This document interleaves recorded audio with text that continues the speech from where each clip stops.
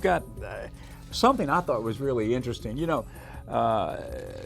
got the oncoming avalanche of AIs coming in, and so we've got some news on that. Madison Avenue braces for the AI apocalypse. So I'm going to read a little bit of that. That's from the Hollywood Reporter, and also this has to do with advertising, not particularly to do with AI, but it kind of all runs together at this point. Listen to this one. This just came across. This is TV networks face advertising apocalypse after Trump administration mulls pharma restrictions. So there's a picture of Bobby Kennedy on here, and he's talking to, I guess, a number of people here, and basically this is coming out of the Bobby Kennedy camp, where they're trying to take food dyes out of the foods, harmful things, and all that. But what they're doing is they're also putting forth legislation that would stop the big pharma companies from advertising on TV. So that's why they call it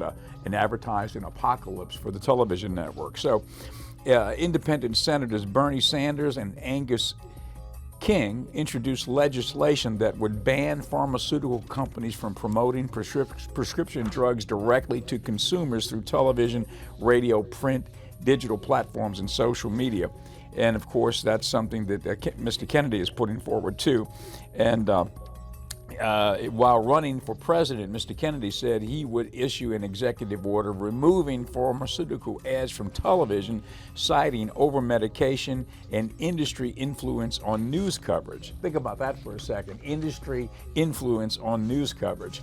So if there was a particular pharmaceutical company buying commercials and spending so much money, it could deter the network, theoretically, from covering maybe bad things about a particular drug, and so which is an interesting concept. I mean, if you're making a living doing some, with those advertisers, you would think that you would be sort of biased potentially. Anyway, it creates a bit of a moral conflict there in promoting something and taking the money, even though it's not good, and you're not covering the bad part about it in your news coverage. Anyway, so this could create an advertising apocalypse. As we noted last week, this would mark a sweeping shift in the U.S. advertising landscape, where pharmaceutical companies are among the largest spenders.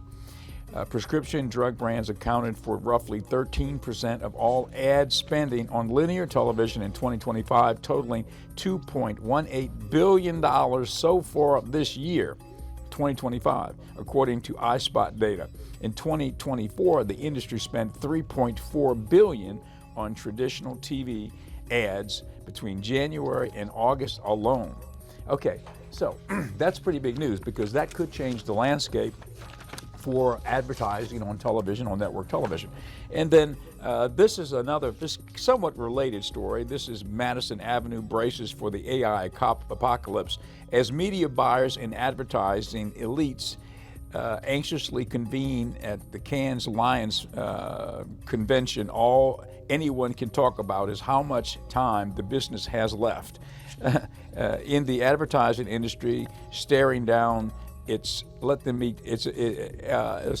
the advertising agency industry staring down its let's let them eat cake moment. Thousands of media and tech executives are descending on France, where the annual conference is going on. It's actually June 16th through 20th, where they will schmooze and sip spritzes at parties and perhaps commiserate in between panels at Meta and Spotify Beach. Well, anyway, long story, but basically, AI is going to have a drastic impact on advertising coming up, and the way business is being done now. So this is some of the things we talked about, where the AI is coming in, and white collar jobs are going to be the first at risk, and it cuts across a lot of all industries, really. And so here's a good example. The jobs that are going to be sort of workable in the future, a lot of white collar jobs are going to be eradicated, but the blue collar jobs will be, amplified. There will be a need for, people to do plumbing and welding and such as that. And that's why I think right now, if you notice, there's an upswing in trade schools, because people who are learning those types of skills will be very well paid in the future. They'll be doing jobs that the AI can't do. So as we see the white collar jobs go down, the blue collar jobs will go up. And so it's a dynamic shift. Who would have thunk it? Who would have thunk that's one of the impacts that AI would have had? But it is clearly going to be the case.